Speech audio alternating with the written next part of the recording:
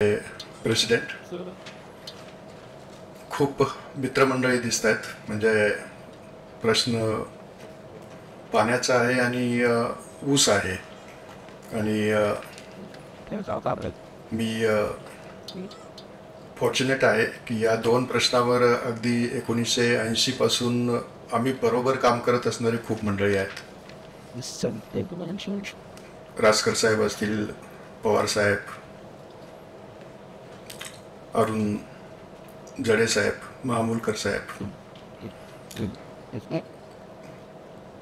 जमदग्नी साहेब, संजीव माने साहेबांनी सांगितलंच की अगदी शेतकरी मेळावे आम्ही त्यांच्याबरोबर घेतलेले होते. सगळे मेळावे ते 2000च्या दशकामध्ये होते.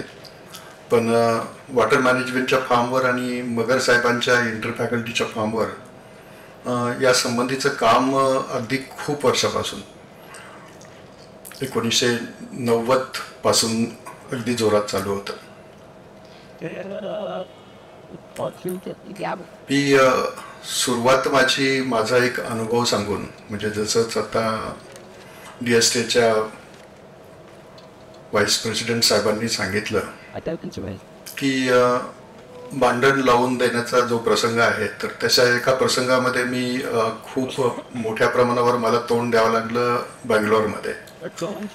तर एक एशियन असोसिएशन ऑफ एन्व्हायरमेंटलिस्ट वगैरे अशा संस्थेने एशियन एक कॉन्फरन्स आयोजित केली होती आणि precision water management for sugar cane हा माझा टॉपिक सिलेक्ट झाला. कारण ते होणार होतं कृषी विद्यापीठामध्ये. म्हणून एन्व्हायरमेंटशी रिलेटेड तो नसला तरी सुद्धा तो त्यांना असं वाटलं की ते संबंधित आहे. आणि मी प्रेझेंटेशनला उठल्यानंतर त्या एन्व्हायरमेंटल असोसिएशनचे उपाध्यक्ष होते, तर ते तारकन उभे राहिले आणि how you are talking about the sugar cane water management in respect to महाराष्ट्रामध्ये वॉटर प्रोन आहे, ड्रॉट प्रोन आहे आणि इतक्या मोठ्या प्रमाणावर तिथं पाण्याचा तुटवडा असतानाही तुम्ही ऊसाबद्दल काम करताय आणि कृषी विद्यापीठातून आलेले आहेत, तर हे कसं?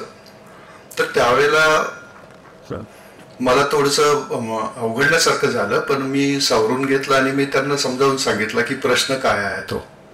म्हणजे तुम्हाला जाणवत आहे ते फक्त ऊस आणि पाणी जाणवत आहे, पण आम्ही ग्रामीण भागातल्या लोकांचं, म्हणजे जे समाजकारण आहे किंवा जे आजकाल थोडंसं राहणीमान उंचावलेलं दिसतंय महाराष्ट्रामध्ये पुरतं बघितलं, तर त्याचा ऊस शेतीशी, साखर कारखानदारीशी कसा संबंध आहे.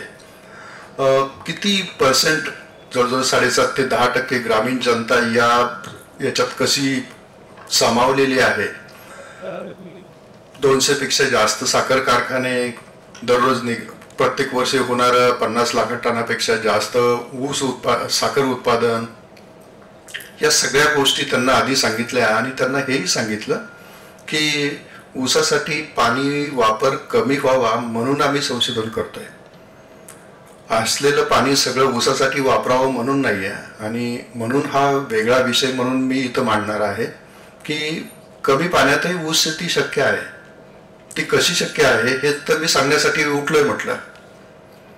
आणि ऊस शेती शिकवताना आम्ही हे पण शिकवतो की ऊसाच्या ऐवजी तर तुम्ही हे क्रॉपिंग सिक्वेन्स घेतला तर इतकं पाणी लागणार आहे, इतकं उत्पादन मिळणार आहे, इतकं उत्पन्न मिळणार आहे, हे पण सांगतोय त्यांना. पण त्यांच्यासाठी कन्व्हिनियंट जे आहे ते करणार आहेत ना. आपण त्यांच्यावर हे थोडंच लादू शकतोय. तर प्रश्न तो इथून पुढे खूप मोठ्या प्रमाणावर असणार आहे. म्हणजे जसं जसं पाणी कमी कमी होत जाईल, दिवसेंदिवस ते होणारच आहे.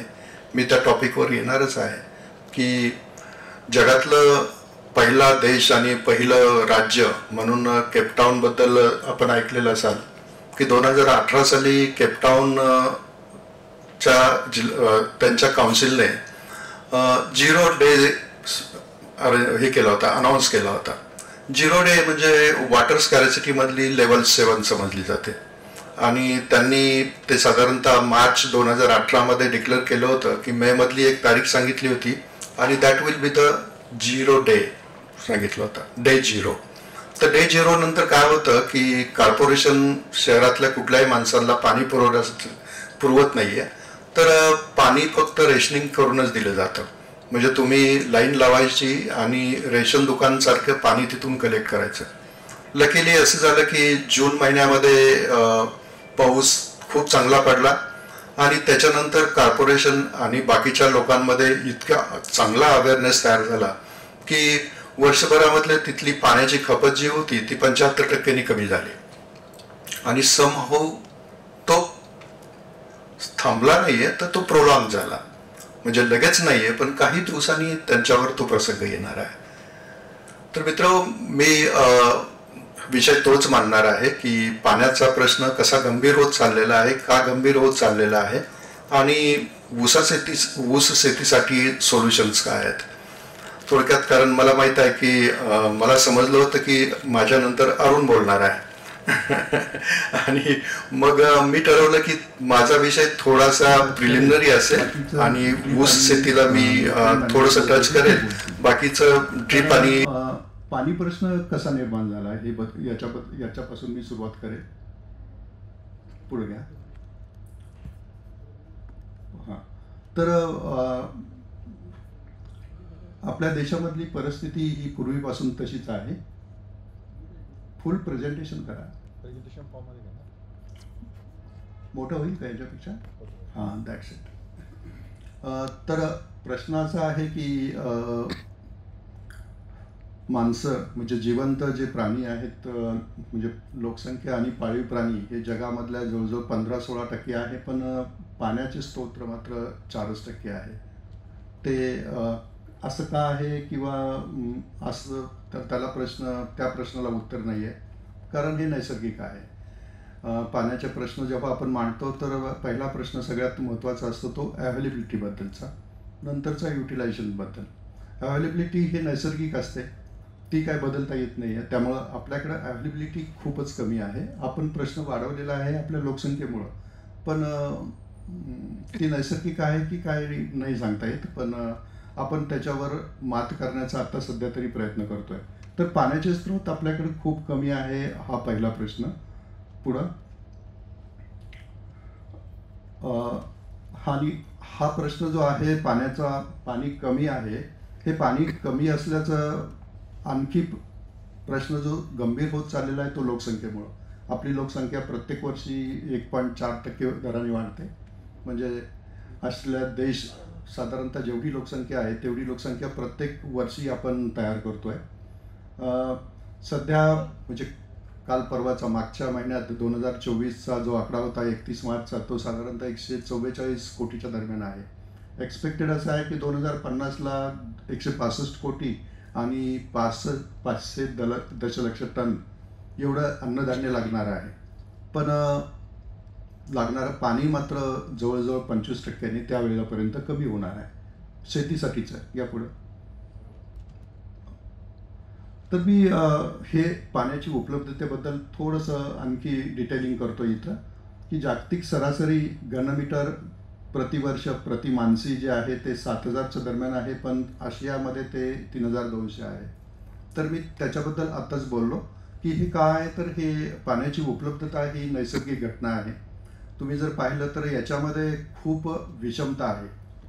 जसं की एकूण पाणी जे आहे ते आशिया खंडामध्ये फक्त 32% आहे, पण माणसं मात्र 64% आहेत. आशिया खंडाची लोकसंख्या संपूर्ण जगाच्या लोकसंख्येच्या 64% आहे, पण पाणी मात्र 32% आहे.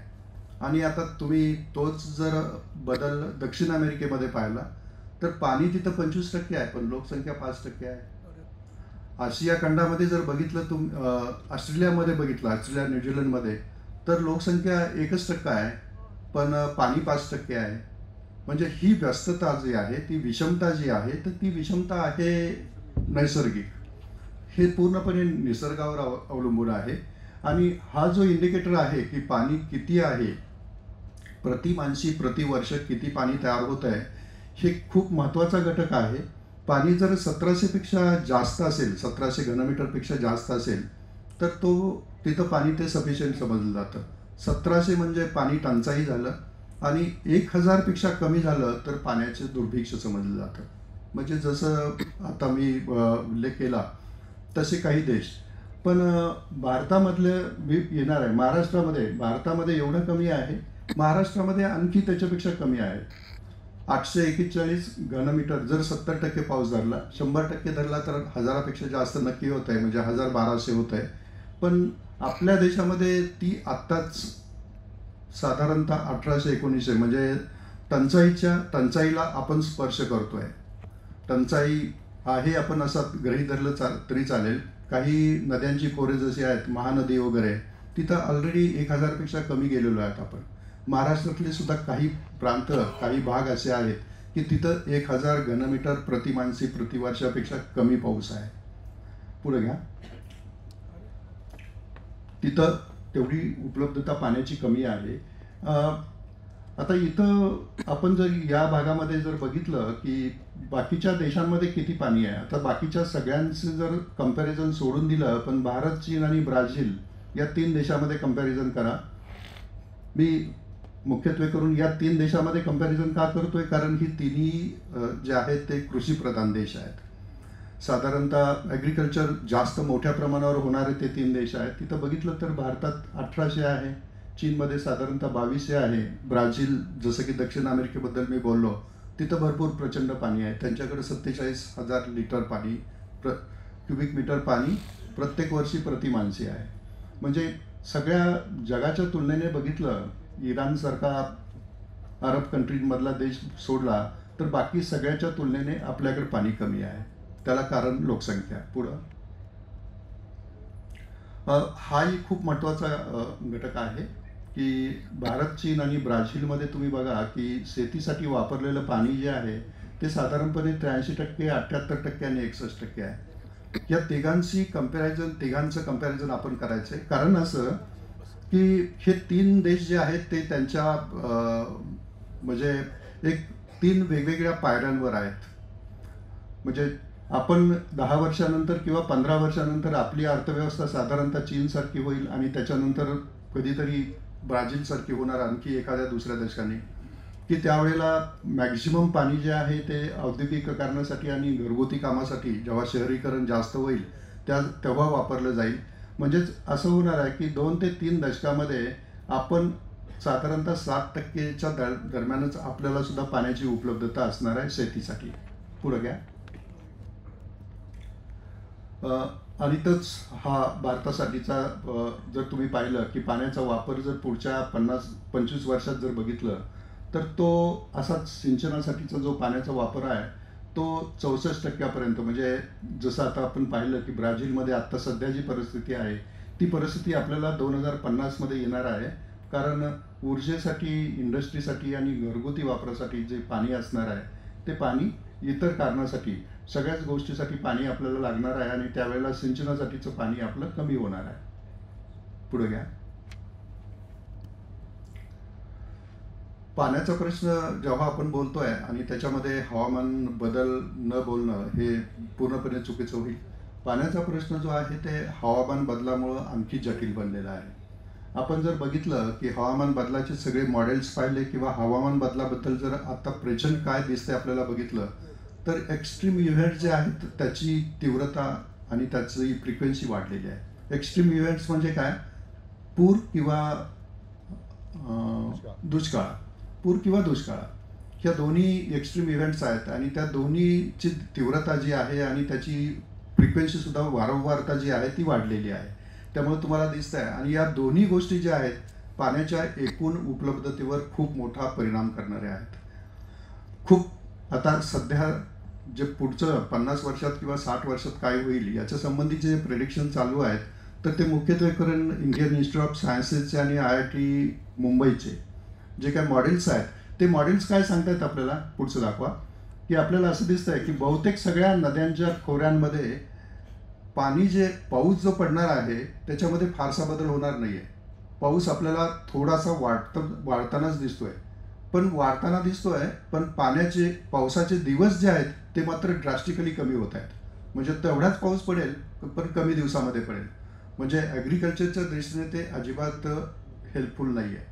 म्हणजे पिकांसाठीचं जे पाण्याची उपलब्धता आहे ती निश्चितपणे कमी होणारी आहे. आणि दुसरं म्हणजे जनरल आपलं जे ॲक्च्युली ट्रान्सपिरेशन आपण म्हणतो, म्हणजे पाण्याची पिकाची गरज जी आहे ती फारशी बदलणार नाही आहे, पण पाण्याची उपलब्धताच फ्युचरमध्ये कमी होणार आहे. आणि सगळ्यात महत्त्वाची म्हणजे त्याच्यामध्ये खूप अनसर्टिनिटी, म्हणजे पाणी असेल नसेल याच्याबद्दल आपल्या मनामध्ये नेहमी साशंकता असणार आहे. त्यामुळं प्लॅनिंगसाठी आपल्याला खूप डिफिकल्ट जाणार आहे. जसं आता मागचं हे वर्ष आणि पुढचं वर्ष असं समजलं जातं आहे की यावर्षी पाऊस खूप कमी झाला मागच्या वर्षी, यावर्षी मात्र थोडासा जास्त होईल की काय अशी शंका वाटते. पुढे घ्या. पाण्याचा प्रश्न आणखी मोठा का होतोय तर आपली एकंदरीत उत्पादकता, मी प्रोडक्टिव्हिटी बद्दलतोय. टोटल प्रोडक्शनमध्ये आपण काय आहे की जगातमध्ये पहिल्या किंवा दुसऱ्या नंबरमध्ये बहुतेक सगळ्या गोष्टींमध्ये आहे. कारण आपलं कृषीखालचं क्षेत्र, पाण्याखालचं आणि पिकाखालचं क्षेत्र खूप मोठं आहे. पण productivity, what about the productivity, आपण सगळ्याच बाबतीमध्ये प्रोडक्टिव्हिटीमध्ये जवळजवळ, अगदी मी तळाला नाही म्हणणार, पण ॲव्हरेजपेक्षा खूप कमी आहे. आता फळ आणि भाजीपालाची उत्पादकता बघितलं तुम्ही तर पहिला जो आहे तो इंडिया आहे, दुसरा चायना आहे, तिसरा ब्राझील आहे आणि चौथा जो स्तंभ आहे तो ग्लोबल लेवल आहे. तर मागं ग्लोबल लेवलपेक्षाही आपण जवळजवळ 50% कमी आहोत. चायना आणि ब्राझील आपल्यापेक्षा, या ओके, हां पुढं. आणि तीच गोष्ट अन्नधान्य उत्पादनाबद्दल आहे. टोटल प्रोडक्टिव्हिटी जास्त आहे, पण टोटल प्रोडक्शन जास्त आहे, म्हणजे यावर्षीचं 330 टनापर्यंत आहे, पण प्रोडक्टिव्हिटी मात्र खूप कमी आहे. तर आपल्याला प्रोडक्टिव्हिटीकडं लक्ष देणं गरजेचं आहे. पुढं मी या खूप गोष्टींकडं, म्हणजे मला हा प्रश्न मांडायचा होता की हा पाणी प्रश्न कसा निर्माण झालेला आहे, पण काही गोष्टी मी त्यातल्या कमी करेल. कारण असं दिसतं आपल्याला की आपला पाणी प्रश्न जो आहे तो, पहिली गोष्ट उपलब्धतेबद्दल आहे. उपलब्धता कमी आहे, पण मी असं म्हणलं होतं की ती निसर्गात आहे. पण आपला खरा प्रश्न जो आहे तो युटिलायझेशनचा. आपण युटिलायझेशन, अगदी मगाशी बोंगळे साहेबांनी सांगितलं, खूप चांगल्या प्रकारे त्यांनी परखडपणे सांगितलं की उपलब्धतेबद्दल, युटिलायझेशनबद्दल अजिबात सिरियसनेस नाही आपल्याकडं. आता जसं हे बघितलं की कालव्यामधली सिंचन क्षमता 30% आहे. अगदी आशिया खंडातल्या सगळ्या देशांमध्ये आपण शेवट आहोत. मी इथं युरोप, अमेरिका तिकडचे कम्पॅरिझनच केलेलं नाही आहे. आपल्या शेजारी पाजारी देशांपेक्षाही आपण 10% 15% कमी आहे. पुढं महाराष्ट्रातली परिस्थिती, म्हणजे देशातली परिस्थिती आणि महाराष्ट्रातली परिस्थिती आणखी त्याच्यामध्ये खूप कारण आहे. पुढे घ्या, पुढे घ्या. इथं मी एक मागं एकच मिनिट, मी भारत आणि महाराष्ट्राची तुलना करतोय, देशाची आणि महाराष्ट्राची. महाराष्ट्रात देशाच्या तुलनेने आणखी खूप मोठे प्रश्न निर्माण झालेले आहेत. तुम्ही जर सहज स्टॅटिस्टिककडे वळलात तर तुम्हाला दिसेल की सगळ्यात जास्त लाईव्ह स्टोरेज, म्हणजे 37 बिलियन क्युबिक मीटर महाराष्ट्रात आहे. देशामधल्या कुठल्याही राज्यामध्ये आहे त्याच्यापेक्षा जास्त लाईव्ह स्टोरेज महाराष्ट्रात आहे. देशामध्ये कुठेही नाही तेवढी कॅनॉलची लांबी आपल्याकडे आहे, पण देशभरामध्ये 44-45% सिंचन क्षमता आहे, आपल्याकडे 18%च आहे. कारण काय आहे? कुणीतरी त्याच्या तळाला कुणीतरी जायला पाहिजे, रूटला जायला पाहिजे, त्याच्यावर विचार व्हायला पाहिजे. पुढे घ्या. विहीर, आपल्याकडे ग्राउंड वॉटरची उपलब्धता खूप कमी आहे तुलनेने नॉर्थ इंडिया. वाय? कारण ते सुद्धा मी सांगितलं, हे मात्र सरळ सरळ नैसर्गिक आहे. उपलब्धता सगळी नैसर्गिक असते. ग्राउंड वॉटर जास्त असणं किंवा कमी असणं हे तुमचं सॉईल टाईप कुठलं आहे आणि खाली पॅरांड मटेरियल कुठलं आहे. आपल्याकडची काळी जमीन आणि बॅसॉल्ट या दोन्हीही ग्राउंड वॉटरला अजिबात चांगलं नाही आहे. त्यामुळं आपल्याकडे ग्राउंड वॉटर उत्तर भारतापेक्षा अर्ध्यापेक्षा कमी आहे. पुढे घ्या, पुढे घ्या. तर प्रश्न आणि सोल्युशन दोन्ही आहे. प्रश्न हा आहे की भविष्यामध्ये पाणी कमी होत जाणार आहे, म्हणजे आत्ता जेवढं पाणी आहे त्याच्यापेक्षा अर्ध साधारणतः पाणी होणार आहे आणखी 2 किंवा 3 दशकामध्ये. पण उत्पादन मात्र आत्ता जे आहे त्याच्यापेक्षा 1.5 पटीने वाढवणं गरजेचं आहे. म्हणजे अन्नधान्य उत्पादन असेल, फळे भाजीपाला असेल. आणि अशा परिस्थितीमध्ये सोल्युशन फक्त एकच आहे आणि ते म्हणजे आधुनिक सिंचन पद्धतीकडेच आपण जाणं गरजेचं आहे. पुढे घ्या. मानेसाहेब म्हटलेच होते की फायदे तोट्यांकडे फारसं बघू नये, मी फारसं बघणारच नाही आहे. मी त्यातल्या फक्त एक किंवा दोनच गोष्टी स्ट्रेस करेल. ती म्हणजे कार्यक्षमता, उत्पन्न, रोजगार ते झालं. फक्त क्वालिटी ऑफ द प्रोड्यूस. आपण बऱ्याचदा ठिबक सिंचन म्हटलं की एकच गोष्ट पाहतो की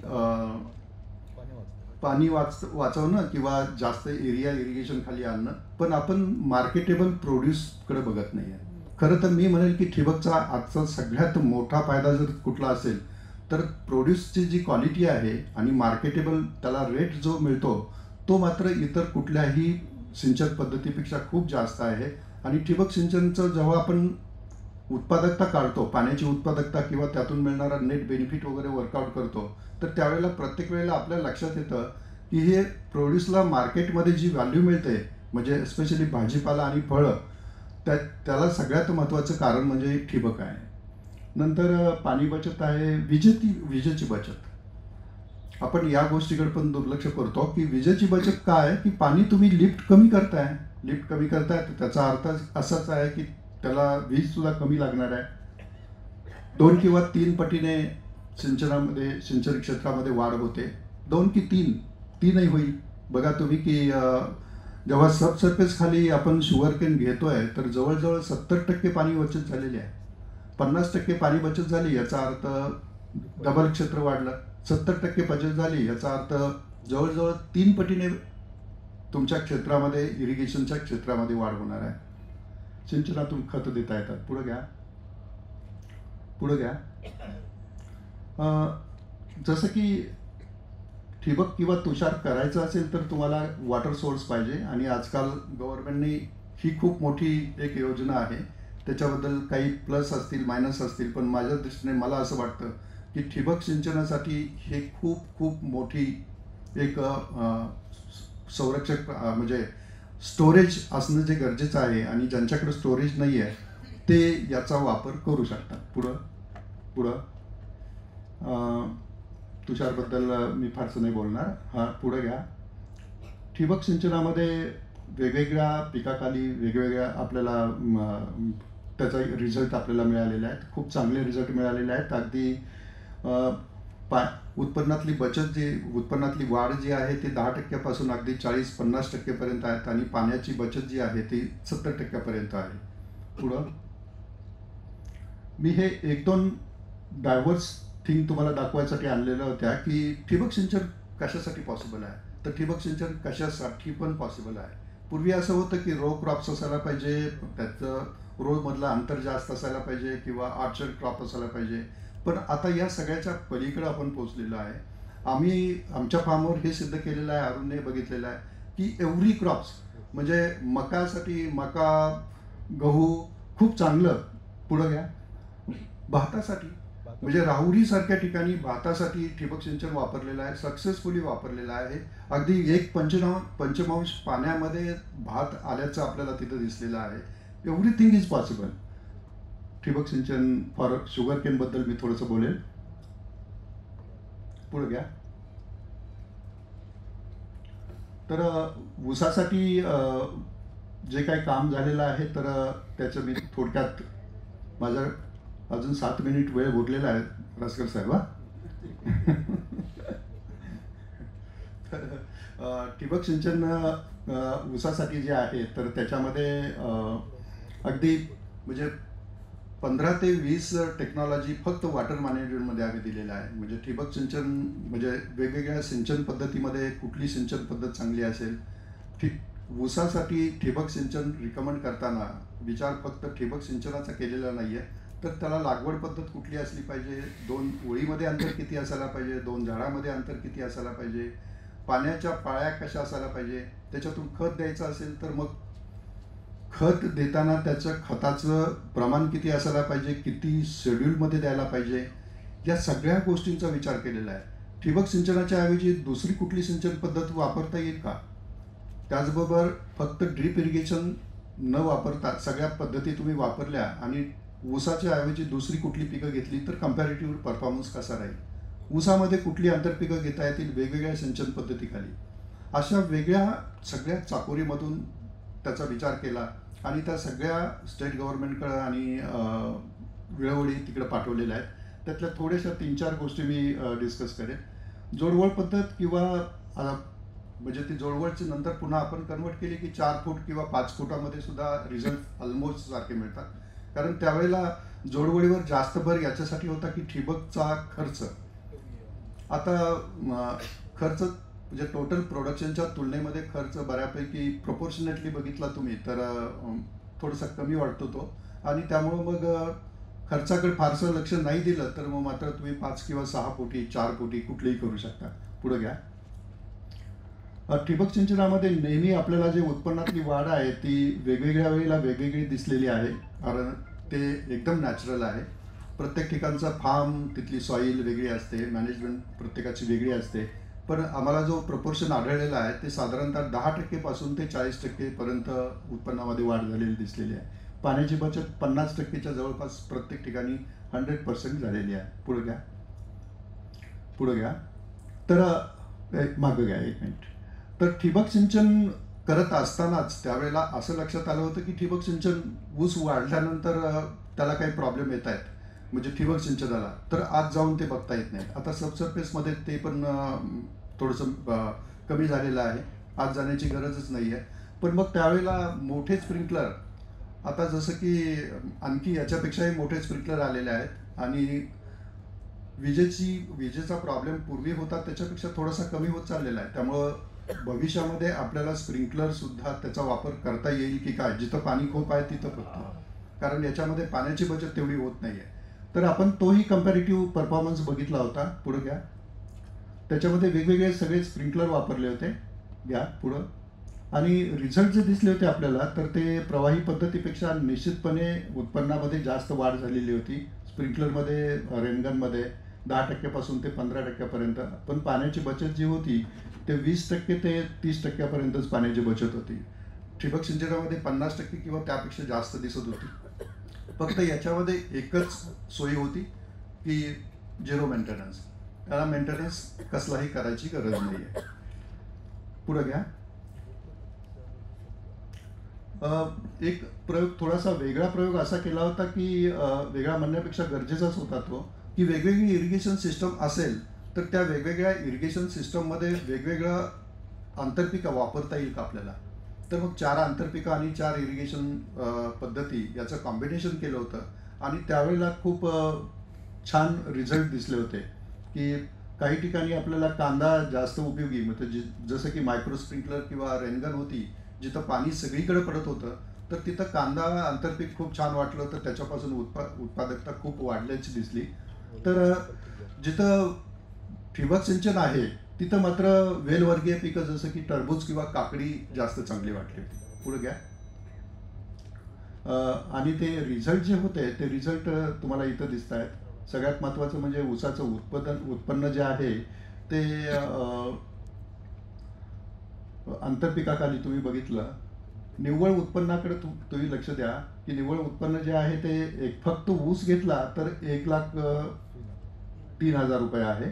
पण तेच जर तुम्ही कांदा आणि तुषार सिंचन घेतलं तर 1,34,000 आहे. म्हणजे 34,000 तिथं जास्त मिळालेलं आहे. कांदा मायक्रो स्प्रिंकलर खाली 21,000 जास्त मिळालेले आहेत. आणि ठिबक सिंचन टरबूज केलं किंवा काकडी टरबूज केलं ठिबक सिंचन तर मात्र 19,000 ते 20,000 रुपये जास्त मिळालेले आहे. म्हणजे बऱ्यापैकी म्हणजे थोडासा प्रोडक्शनचा जो एक्सपेंडिचर आहे तो या आंतरपिकामधून जे एक्स्ट्रा बेनिफिट मिळत आहेत त्याच्यातून भरून निघत आहेत. पुढे घ्या. सबसर्फेसचा खूप एक्सपेरिमेंट घेतलेले आहेत. पुढे घ्या. तर त्याच्यामध्ये आपल्याला जे दिसलेलं आहे ते असं आहे सबसर्फेसचं जे उत्पन्नावरचा परिणाम आहे तर त्याच्यामध्ये असं दिसलं की पाण्याचा वापर तुम्ही 60% जरी कमी केला तरी सुद्धा त्याच्यामध्ये फारसं प्रोडक्शनमध्ये फार फरक पडत नाही आहे. आणि पाणी 2, 3, 5 दिवसामध्ये 3 दिवसानंतर जरी पाणी दिलं तरी सुद्धा सफिशियंट होत आहे असं दिसलं. म्हणजे कसं की याच्यामध्ये स्पष्ट जाणवत होतं की पाणी ठिबक सिंचनपेक्षाही जवळजवळ 30 ते 40% पाणी आपण वाचू शकतो. अगदी 30% तरी सहज. म्हणजे पाणी टोटल पाणी जे ठिबक सिंचनामध्ये 50% वाचवतो ते इथं जवळजवळ 70%पर्यंत बचत आपल्याला जाणवलेली आहे. पुढे घ्या.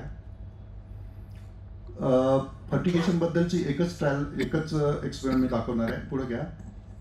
तर ऊसाचं उत्पन्न जर तुम्ही बघितलं. पुढे घ्या. अच्छा पुढं. हां. तर इथं दिसेल तुम्हाला की 100% विद्राव्य खतं दिलं तर उत्पन्न जे आहे ते 217 टन मिळालेलं आहे. पारंपरिक खता आणि ठिबकमध्ये 185 टन मिळालं आहे आणि पारंपरिक खतं आणि प्रवाही सिंचन जर असेल तर 155 टन मिळालेलं आहे.